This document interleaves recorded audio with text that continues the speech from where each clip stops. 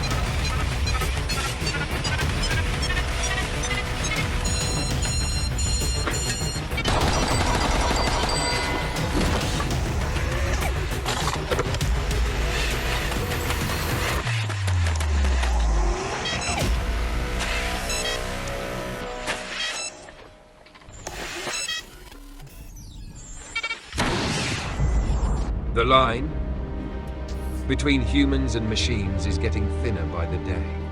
Boston Dynamics Atlas moves with such natural skill that it can run, flip, and even break dance, while a robot dog in Sweden is learning to adapt like a real animal. At the same time, robots are now diving to extreme ocean depths, brewing coffee in busy kitchens, and even securing buildings with facial recognition.